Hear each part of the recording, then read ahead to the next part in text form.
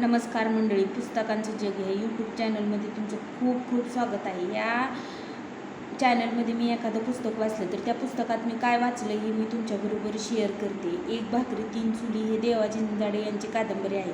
मी ह्याच्या आधी एकदा ह्या पुस्तकाची रील पोस्ट केलेली आहे, पण त्यात मी काय वाचले हे सांगितलेलं नाही, म्हणून आत्ता मी तुमच्याबरोबर त्यात काय वाचले हे शेअर करते.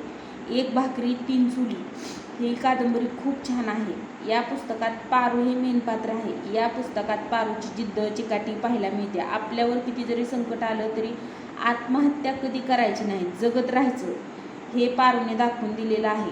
आपल्या कष्टाला पर्याय कष्टच आहे. पारू ही मोठ्या हिमतीची बाई होती. ती अडाणी असून सुद्धा खूप हुशार होती.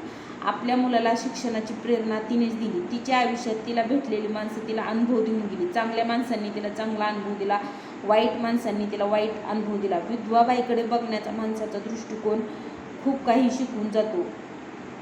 आपल्याला आयुष्यात एकतरी हक्काचा साथीदार पाहिजे. नवरा नसणाऱ्या बाईचे काय हाल होतात हे या पुस्तकात सांगितलेलं आहे. एक भाकरी तीन चुली, लेखकाने असं का नाव दिलं आहे हे पुस्तक वाचल्यावर तुम्हाला कळेलच. आणि प्रत्येकाने तरी एकदा तरी हे पुस्तक नक्की वाचा. माझा व्हिडिओ तुम्हाला आवडल्यास लाईक आणि सबस्क्राईबचं बटन दाबायला विसरू नका. थँक्यू.